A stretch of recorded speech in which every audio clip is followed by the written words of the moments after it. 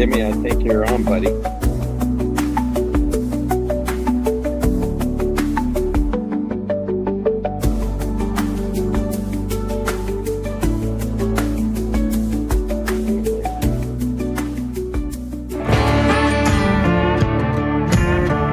There we go.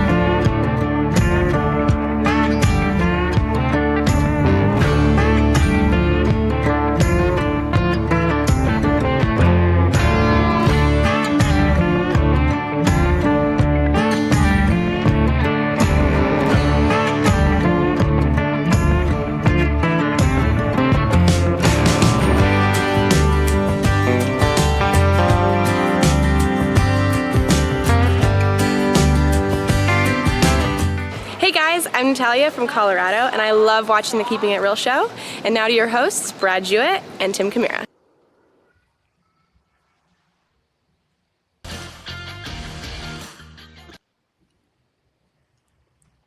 One, two, go. Bradford, how you doing? From Oak Point, Texas, the Tokyo Tex. What's up, buddy? The Kamikaze Oh, there we go. Cowboy, the Sukiyaki Jockey, the Man of Trail, Tim Camara. And from San Antonio, Texas, a man on a mission and a mission on his mind, the man behind the wheel at Keeping It Real, Brad Jewett. There you go. I'm in. Hey, Bradford. everybody. Here we are.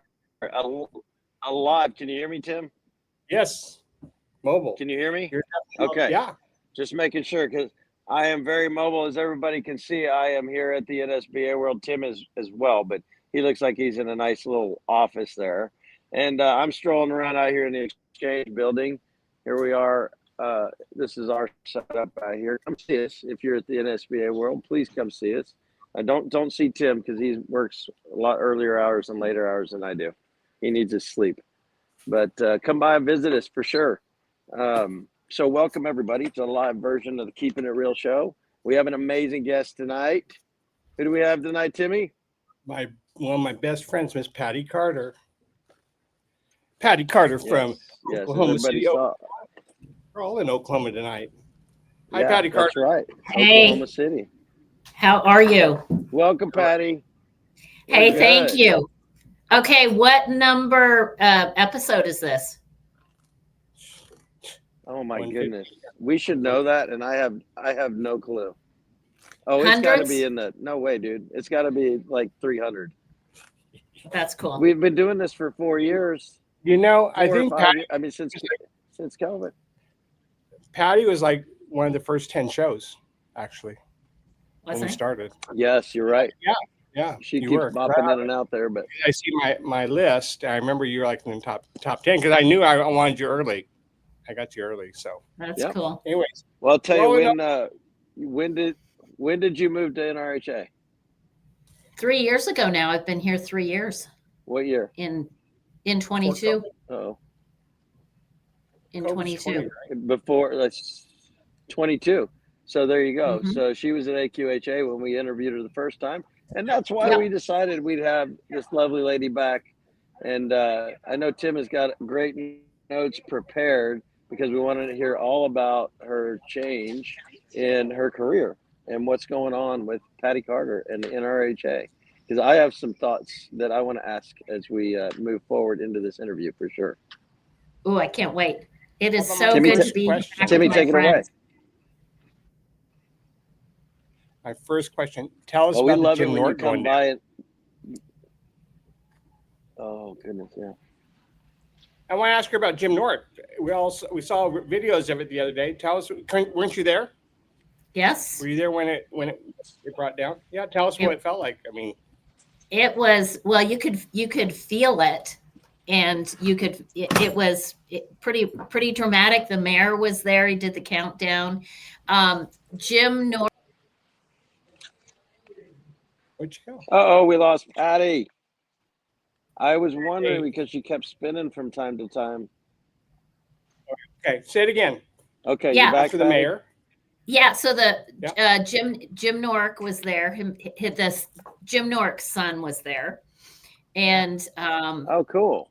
his dad passed away maybe 3 years ago, and his dad knew that the building needed to come down. Like Jim Nork was not sad about the building being imploded. He knew that it had to go away and that they needed to build greater, better things. And it's really going to be cool because the connector is still going to be called Jim Nork, the Jim Nork connector. It's going to be ready in awesome. 2026. And Very cool. Did any of you yeah. all know that? I didn't know that. I didn't know that Didn't know fun that. fact. yes, yeah. And in You heard it Oklahoma first, City, right they here call on it the Big Keeping It House. Real show. Okay. Everybody, you heard that first right here Yeah. on the Keeping It Real show. You heard that. The Jim Nork connector. Yeah, So yep. another big question, I'm just going to jump a little bit, is tell me about your granddaughter. Oh my gosh. Being a grandparent is everything everybody tells you that it's like the best thing ever. It is the best thing ever. She's 4 Thank months goodness. I hope I don't old, have these troubles all night. and her name is Peyton Patricia Johnson. And we even gave her an Indian name. It's Two Peas Johnson.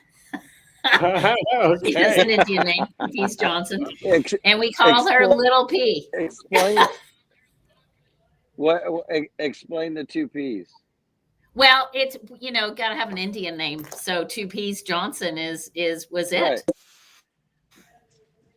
Right. So So to I compare don't know, notes. I don't know if Indians have a meaning behind that name. So that's why I was asking if there was a meaning behind that name. Well, Peyton Patricia, the double P's. We're just glitching all over the place tonight.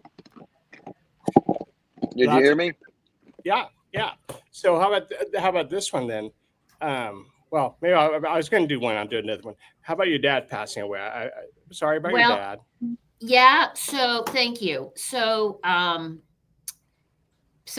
Peyton was born April 1st on April's 1st, Fool's Day, and Gary. Nice. Billy Smith, our commissioner, he let me work from Canada for a couple weeks so I could be there. And 9 days later, my dad died. He died on April 10th. So in the full week, we had the full circle of life, little P being born and my dad passing away. Yeah. And it was, he had ultimately dementia got him, and he became non-verbal at the end. And so it was like near the end, and it was going to happen anytime. And I went home that one night from the long-term care. And the nurse called me back about 11 o'clock, and she said, you probably need to come back. So I stayed all night there in a chair. Wow. And it was really cool. I fell asleep. I could hear my dad breathing. So I knew if his breathing changed, I would wake up. But anyways, I had two clear visions of my dad dressed just like he always would be, in his like 30s or 40s, with his starched shirt and his belt and buckle. It was exactly, how he was in great times. Hello. Look, I got the team pal. You got Casey. I love it. That's Hey, team. Hello. Aw. These would be your friends, awesome. okay? I They're fans of love it. Patty Yeah. Carter. Look at this. Say hi to Patty Carter, you guys. Hello. See? Don't Okay, say we're I gonna keep going here. Don't say I So- me. Sorry about that. It's Okay. illegal. Yeah. Sorry. It's illegal. No, it's really cool. So, I just had, really good visions of my dad. And I knew that, it was, dementia is such a horrible disease for anybody to go through, Right. and Yeah. what a journey. And I Yeah. just want people to remember him the way he was, because he was so funny.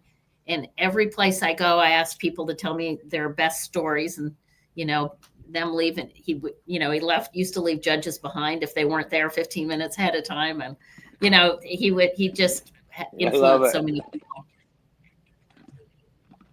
So it's I don't think he I liked love Trail. those stories. That's like my dad. He was always grumpy about Trail for me. yeah, he I started loved you. laughing at him. Grumpy? Yeah, he always gave me a bad time about Trail. I don't know. He always grunted there. Arr, arr, arr. And he always did that little grunt. he did it in love.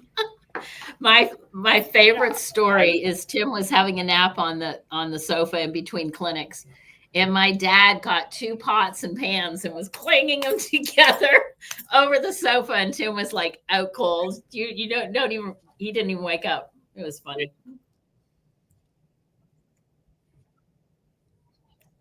Anyways, Okay, we missed we'll him, keep going. I got and, one more family thing, then we got to go business. Yeah. Yeah, for sure. And that's him in the back. Tell me about the picture behind you. Oh, Tell me about the picture so behind you. David Avery's brother painted that. Wow, beautiful. Yeah. Okay, how about one more? Got one more, What? and then I can do business. Yeah. Tell me about your dog. Oh, so my boyfriend bought me a puppy. I've always wanted a hanging tree, and a hanging tree is a hanging tree is a combination of Kelpie, Border Collie, Catahoula, and Aussie. So those are all the stock dogs I've owned in my life, all mixed into one. And then she's at her father is a Border Collie. So she looks really like she looks like a Kelpie. And I've been doing some agility with her to keep her busy. Wow. Since I'm not on a ranch anymore. So she has to go to work. Is that dog agility or dog trail? I think it's dog trail. Dog trail. And Rebecca Halverson, it is dog trail. We did trot overs the other day. I've been calling Tim. We've got her started on the 100%. bridge, and then you make it teeter totter, and we're wrapping around a cone shaping, went through the tunnel. It's so trail. In-hand trail, we decided. So Rebecca Halverson Yeah. got me hooked up with this lady in Yukon. That's where I live, outside of the city. Rebecca said, I know this lady that does some agility. She might be able to help you out. Well, it turns out that she's like at the top of her game. She bought her first horse from Dr. Hurd when she lived in North Carolina. And her son is married to Brent Tincher's daughter. Wow. Okay. Yeah. Taboo. Yeah. No And so kidding. her husband used to be a horse trainer. Her husband built her an indoor arena, all turfed for a dog agility. And she takes like 20 people to a jog trial. And A horse show. you know the patterns we were talking about, the patterns, taking the right lead and taking the left lead. And this is where you change leads. It's so Yeah. trail with a dog. It's so cool. Well, I honestly I love it, and one of my favorite parts is just watching the dog and owner relationship when they get done, because it's like work. I don't know how long, I forget how long, but when you finish it and watch that dog, just when the owner is just so excited and the dog is the relationship right between the human and the animal, right? Oh yeah. It's fascinating to me. It's just fascinating to me no matter what. Yeah, it's really I fun don't care whether to it's a horse, dog, or whatever. absolutely. Did we say what your dog's name was? Pearl. Oh, Pearl. I needed a cowgirl name, and so I wanted an old timey cowgirl name. Okay, no Indian name, just a Pearl. No, Mini Pearl. Yeah, she's spotted nose. I could come up with several Indian names for her. Likes to chew shoes. Okay, so now I'm moving over. I'm going to talk business now because I really want to talk about those three subjects. But let's go back to your actually and stuff. So can you tell me, like, how long were you a judge before you started working for AQHA? So I was a judge for 15 years, 12 to 15 years, an AQHA judge. And then, it's kind of interesting. It's full circle. I got my AQHA card first, and then I went and got my NRHA card. And I think my NRHA judge's card made me be a better AQHA judge. And I still think I see that today in our judges program, because it's so detailed and so focused, and you have to test, and it just the intensity made me a better, I think, all around judge for sure. So that's kind of fun to see that full circle. So my question is, did your dad leave? Oh, sorry, let me just ask about the dad. So what did your dad teach you that left behind that you remember that your dad did about judging? Like, every time I walk into the things. arena, I think about the first time I judged the Congress. I was, of course you're nervous and it's your first time. And he said, just go do your own thing. And that is so important. I carry that with me. And he had so much integrity, and, there was never any issues about conflicts, or everything was, really, really black and white. And the way that he could look at a cutting horse and break down a cutting horse run and a reining run, and then teach the roping and the hunters. And, he just had such a feel for that. But that's the thing that I carry with me every time I walk into the pen, is just do your own thing. And I think that's you got to have a lot of confidence to do that, because you could be different, but that's okay as long as you do your own thing. She waved back at you. Okay, Bradford, you in? I cut you off last time, Bradford. Do you want to ask her a question? Did I lose you? Well, I'll keep going then. So when you worked for AQHA at the beginning, what was your job description, or what was your first task for them? So I was first hired as executive director of shows. So I kind of came in maybe a similar role to Scott, but Charlie Hemphill was there, and I worked alongside of Charlie. And, and then, as time goes along, it morphs into, I took on the pros side of things. And then when Alex retired, I applied for the judging position there, and, went through the interview process and became director of judges, which also encompasses the stewards. That's kind of a big plate, wouldn't you say? Absolutely. Yeah. Yeah. There's so much that goes into that plate that I don't know. It's as big as my plate sometimes. It never stops. It just never stops. It doesn't. You just keep going. For sure. How about the leveling program? Like, weren't you starting the leveling program back in the day? Yeah. When I first came to AQHA, that was one of my tasks, was to implement the leveling. And, we took the competition program and kind of threw it up in the air and gave it a good shake, and, helped develop we took the novice and changed it up, and had the level 2, which was a, stepping stone. And, that's one thing that's really, really worked, is the leveling program. It's worked out great. And we knew it wouldn't be perfect to get started, but we had to get it started to get it going. And they keep tweaking it and making it better and better all the time. But it was, it's been really super successful. Were you instrumental on the introduction of the level 1 championships? Mm-hmm. Absolutely. Holly Hover that was her brainchild, and then I ran with it. And so that was it was Holly's idea, and we put a team together and went from there. Yeah. So I mean, as we look back from 2025 to that, isn't it amazing how the level 1 championship and then the level 2 stuff really did? I mean, it saved the industry probably, right? Just yeah. Well, and you had a lot of stats, right? You had a lot of stats sure. when you were doing that.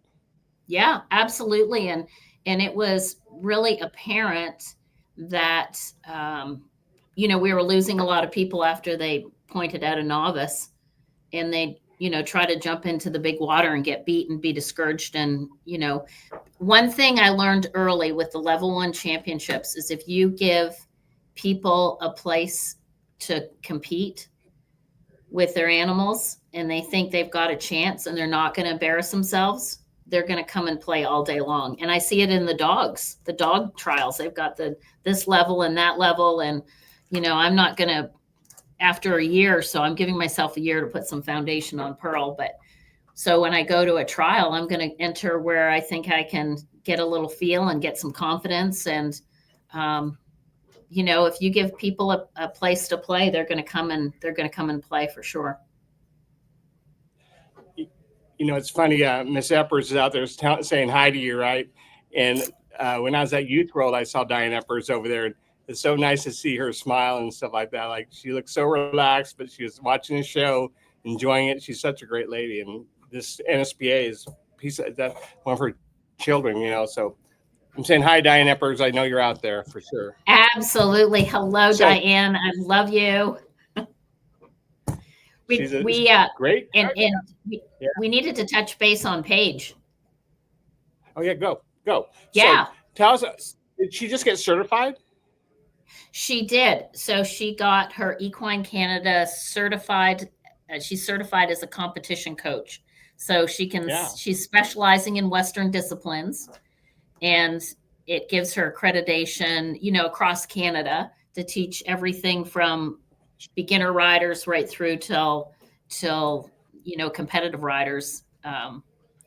And she has got it going on. She is the person that everybody needs to have at least 10 of in their state and province, because you go to the barn and there are kids everywhere. And the kids that she's bringing into the industry, it's just so fun. She has a horse show. She puts on a horse show for them at the end of the year. She's done a clinic series where she's had Mike Rapley was there. He came and did a clinic, and then they have a little show afterward. And she's got, 38 in her 4-H group. She has got a great group of lesson horses, and she is just killing it with the lesson program. I asked her, she said she thinks she teaches about 75 lessons a week. So that's pretty good. This long spreadsheet of lessons, right? It's like clinic 7 days a week, right? Oh my God. Absolutely. Good job, Paige. I know you're out there. Yes. So impressive. Yeah. That's very impressive. You have great credentials. That's for sure. Well, and she's bringing so many kids into the business, and somebody's got to start them, and she's got a knack for that. And it's just kind of, it works totally for her. I'm so proud of her being able to find her way in the industry, because it's not an easy industry to find your way in. Well, your mother had the niche of that, right? We all respected your mom, right? It's amazing, how smart that lady was. And she, she's a little brittle, but that mother, your mom, like, had it going on, right? Like, every year I'd clinic in Canada, like, she was impressed what I did, but that was impressive that I can impress her, right? That's right. You had to have the goods if you're going to impress your mom. So it's like, I always brought my A game when I came to Canada, for sure. Yeah. Okay. Paige Go ahead. Good. So Paige is a throwback, so it's good. Yeah. How about NRHA? Like, when did you start there? What's your job description? Okay, so I've been here 3 years, and my official title is Senior Director of Officials, of education and officials. So I essentially oversee the education of the judges, stewards, and then also the pros. So also with that is like a staff liaison to those committees. So I'm staff liaison to those 3 committees, but it, you know, the judges and the stewards, there's a lot of education, a lot of continuing education. And the pros, it's, you know, just helping to promote them. They're doing a really good job doing an outreach program with the 4-H kids. We're trying to build a, I don't want to call it a grant program, but we're trying to build a program where 4-H extension agents can reach out to an NRHA pro. The association pays for the mileage of the pro to go and do a clinic. So we went to Stillwater this spring, and there was Trevor Dare, Casey Hinton, Casey O'Rourke, Trent Harvey, and Todd Arvinson. And there was like 40 4-H kids that showed up with their horses, and they split up into 5 groups, and it was so awesome. And those pros were, it was so great. You know, Casey Hinton and Casey Deary started out in 4-H. And so then we went to the Texas 4-H horse show. It was Casey Hinton and Gunny Matheson. And they did a demo at the Texas 4-H, spent 2 hours with the kids. And they're really doing a great job at building a program that can be a great solid outreach to the 4-H kids. But isn't that part of it, giving back to your roots all the time? Yeah, absolutely. Right. I mean, yeah. I see that all the time. Yeah, I'm thinking of a different story, but so at NRHA, my question would be, so at AQHA, you have to do so many different events. Yeah. And then all of a sudden you have just one event that you're doing.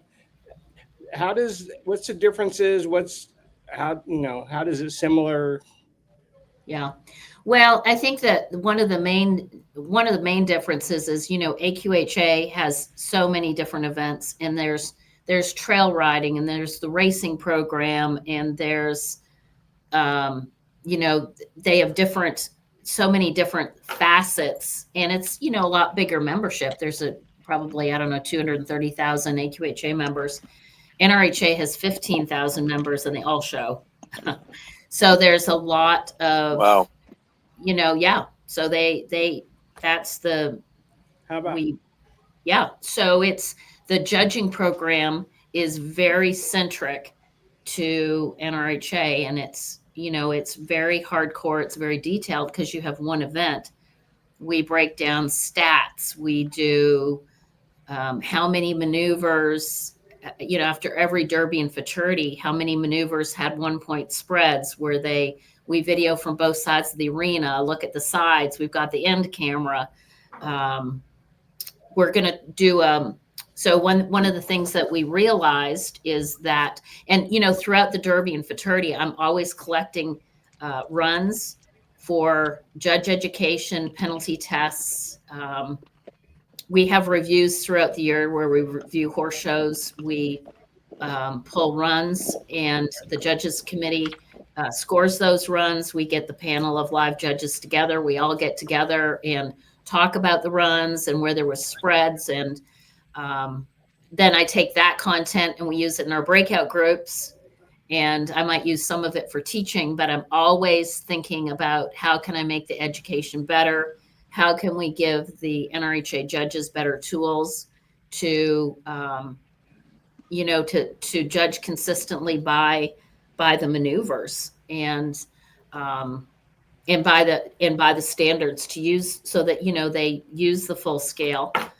We talked about it earlier. When you have 7 or 8 maneuvers, you've got to use the entire scale to, you know, get the class sorted out for sure. So that was part of, can y'all hear me? I'm Yep. so sorry about the Yeah, it's okay. issues that I've been having with my Wi-Fi.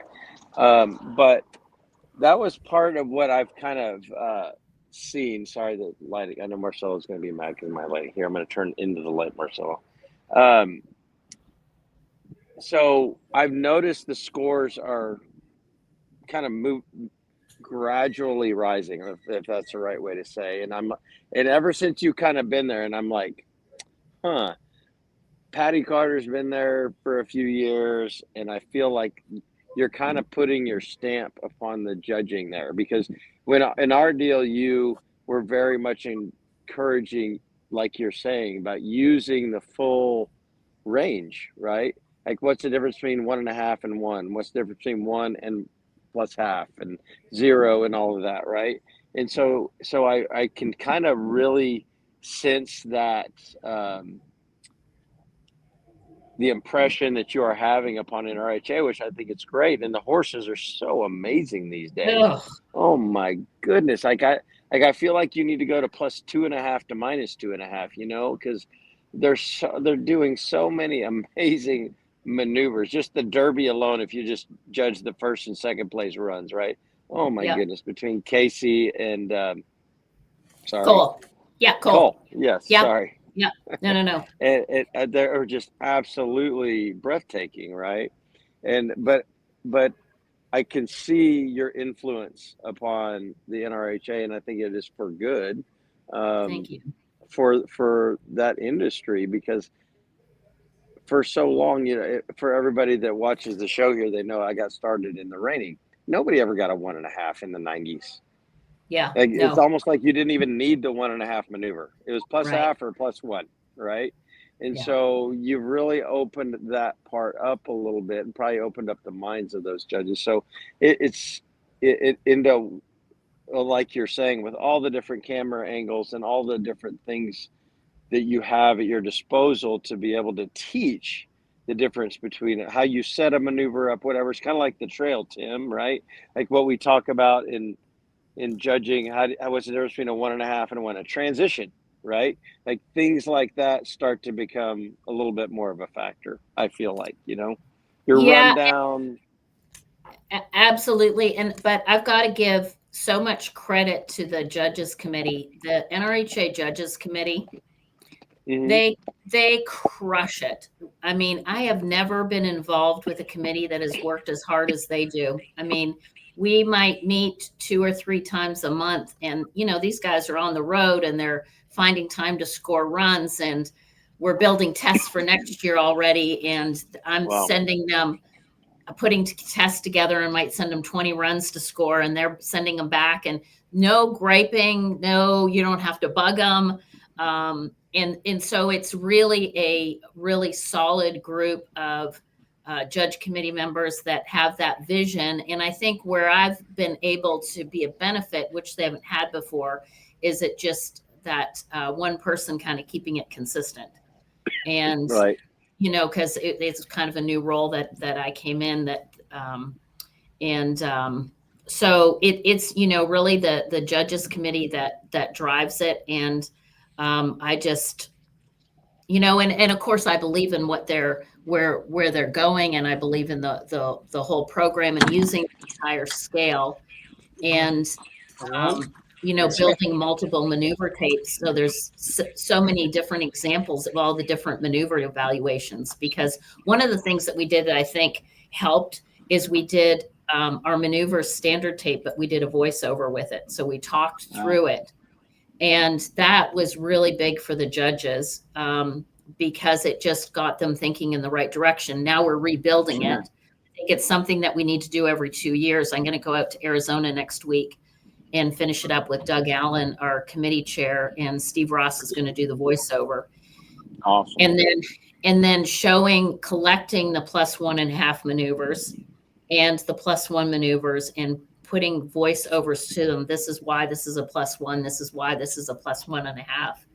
And, getting the judges to actually say plus 1.5 it's been really interesting, because we have great judges, and get them in the breakout rooms and throw those maneuvers at them, and they have a hard time saying plus 1.5. Right.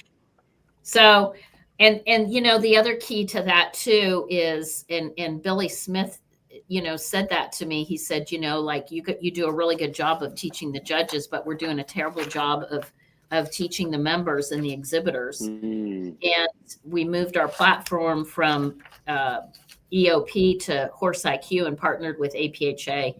where wow. all of our members, we drive our people to Horse IQ and, tell them this is where our judges go to get their education.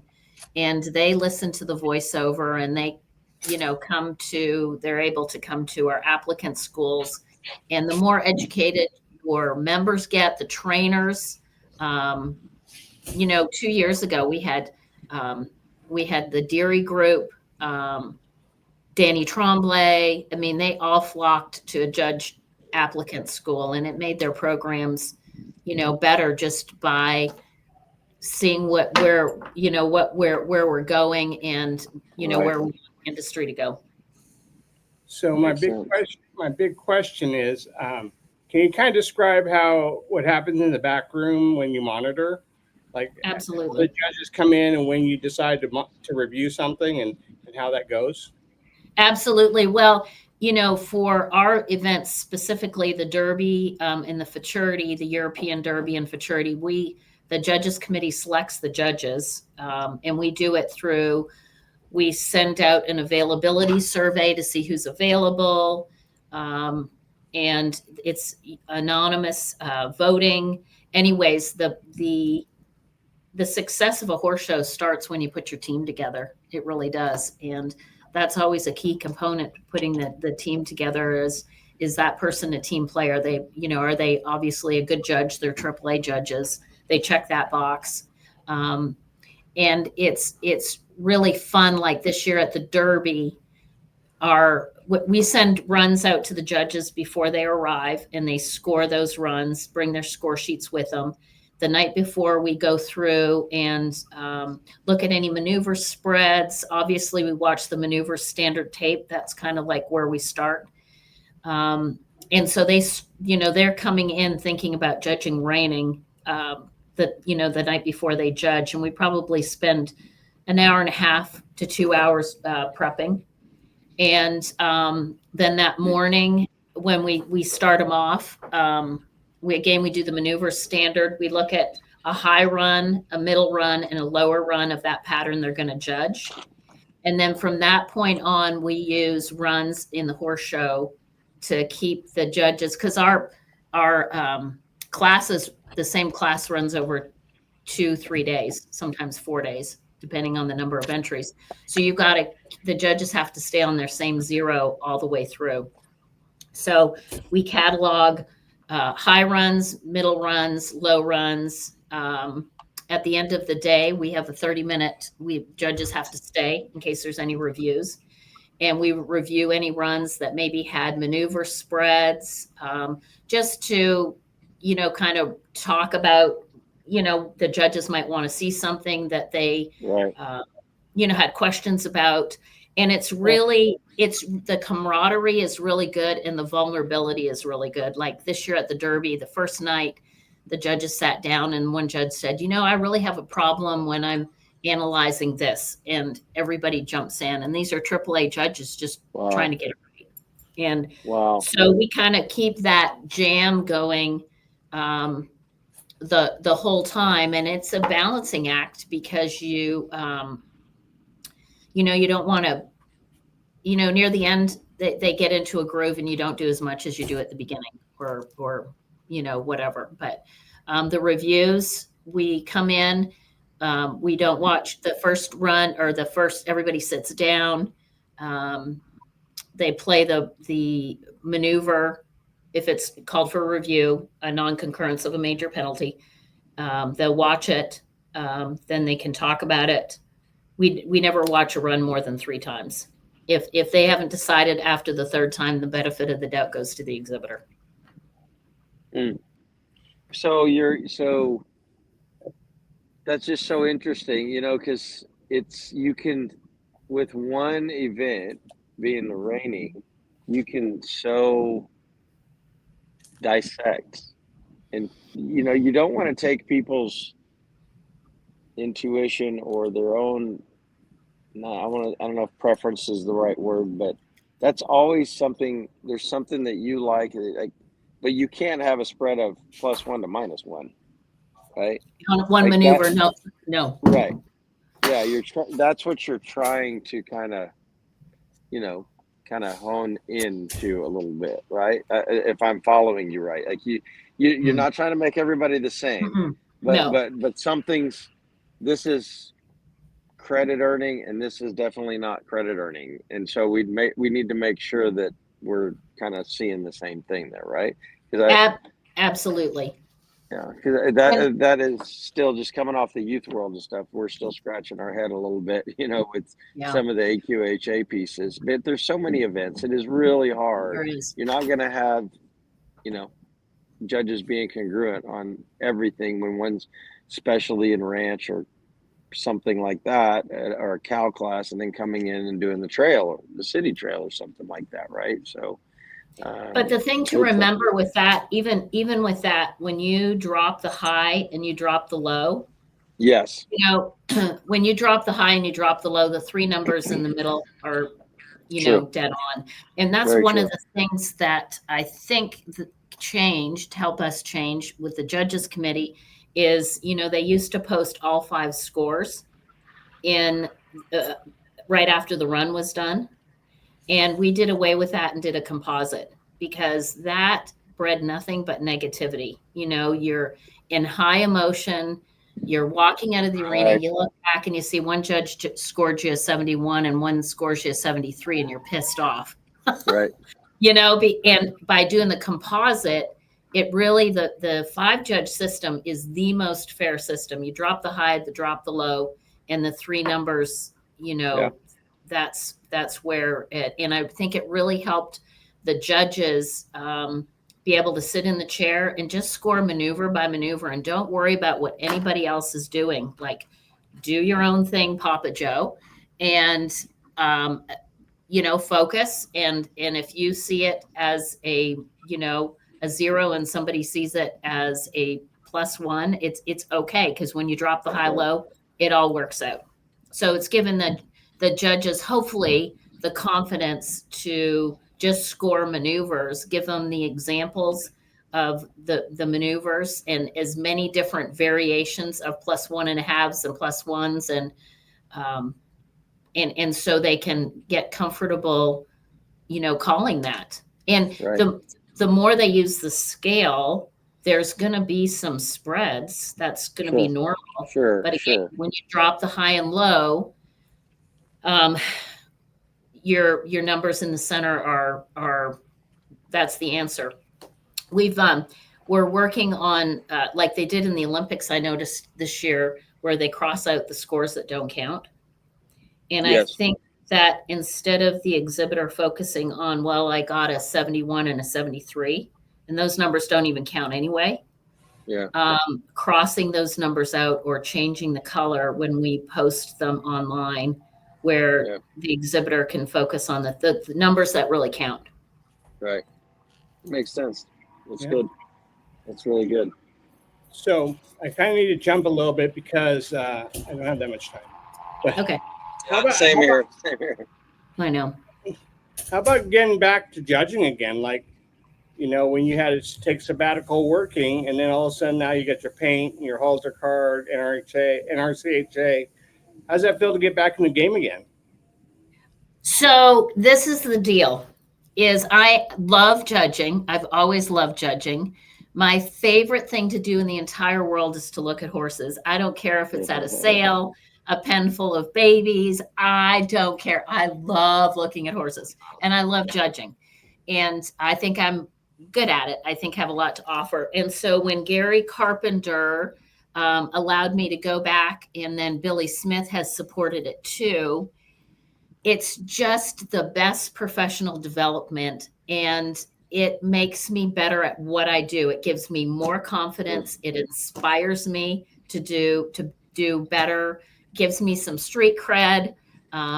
It just connecting to that thought process when you step into the arena and you've got to make important decisions, and the focus, and it is professional development all the way across. And I want to for sure be careful not to take away from my job, because this is my job and I love what I do, but it's an opportunity for me to give back for me to be better at what I do for the NRHA judges and the NRHA judges program.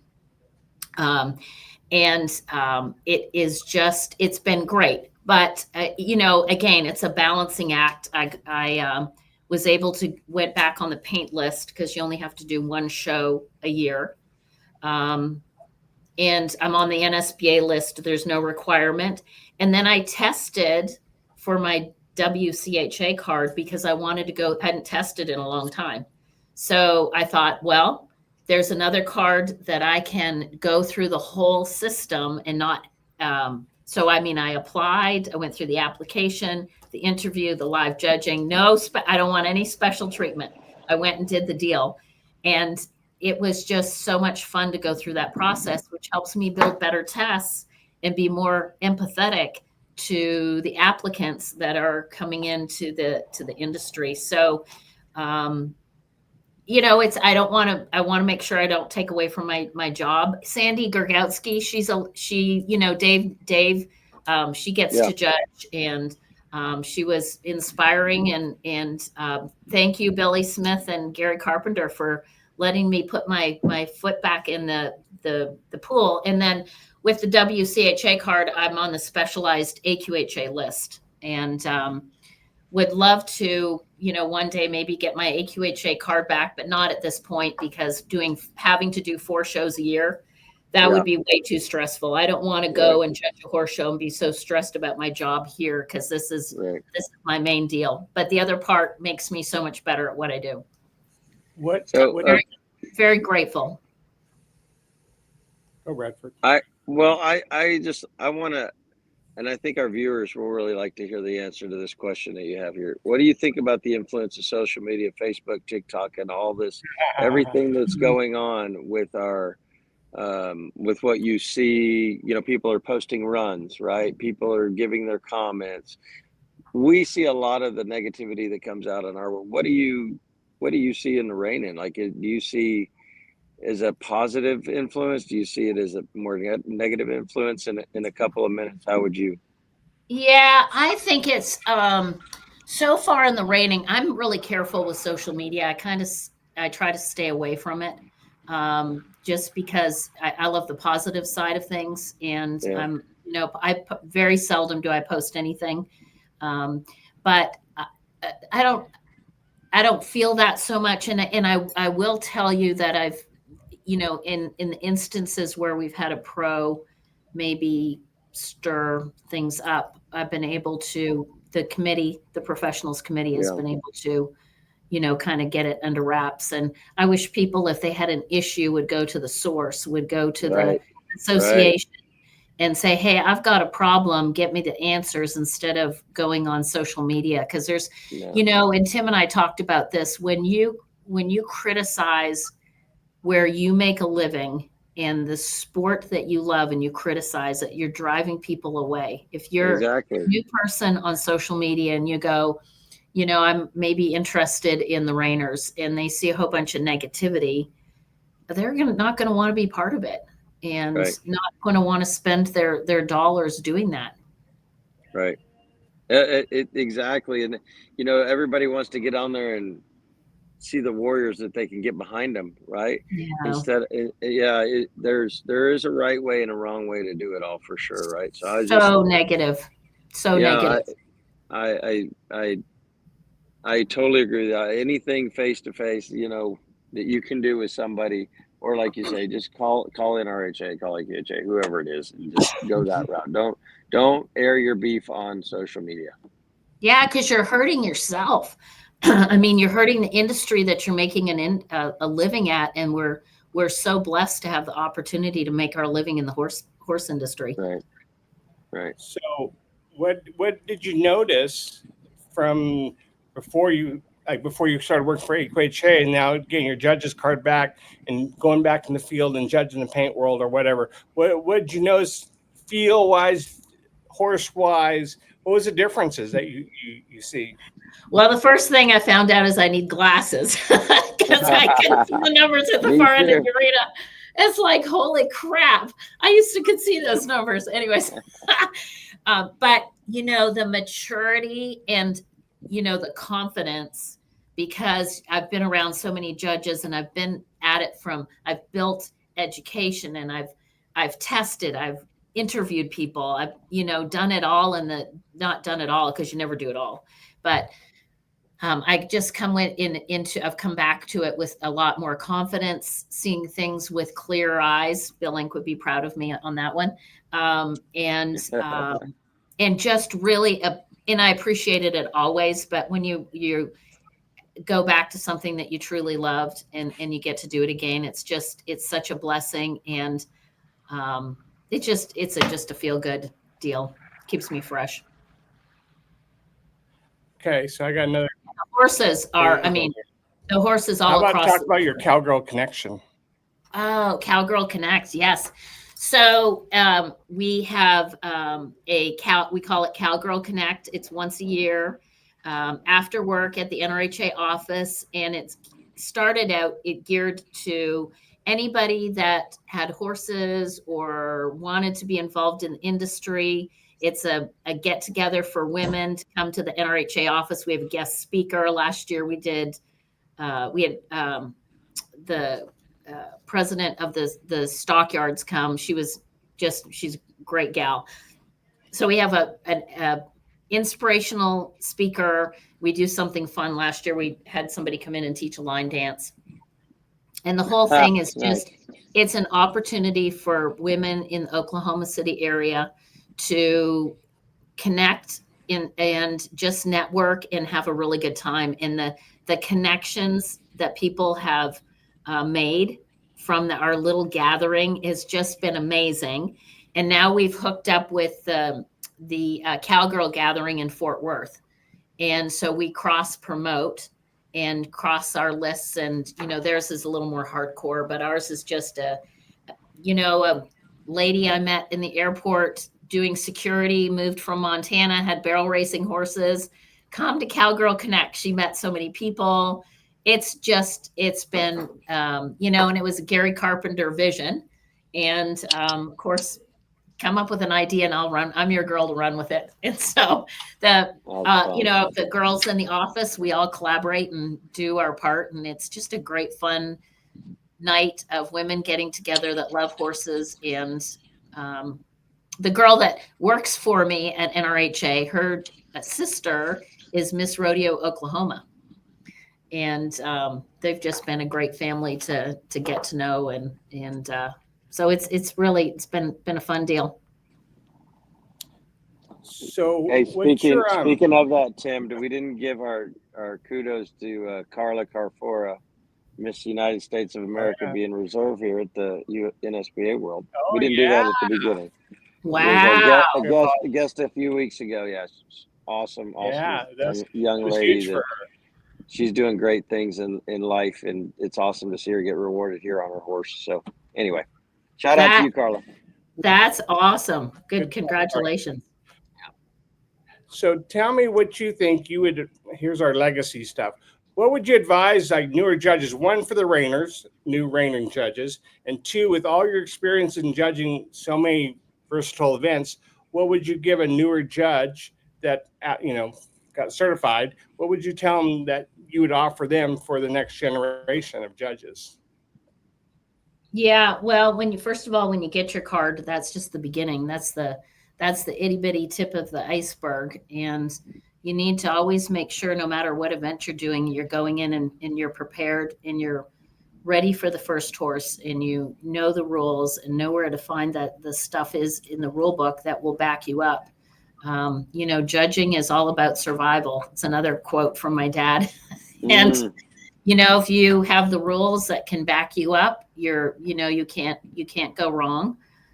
Do your own thing. Some of those decisions are going to be hard to make. A lot of them are. And you've just got to trust the process. And the big thing is pray. I pray a lot. I'm really, I don't know what I'd do without God and Jesus in my life. And I read the Bible every morning, and, just to be able to go in and see things with clear eyes. So judging horse shows brings you really close to God. For sure. You have to have that conviction, and what and having faith as myself like you, and I'm happy to hear you say that for sure as a sister in Christ. And Yep. so it's they're very similar in a way. You have to have your convictions of what when you step in and you're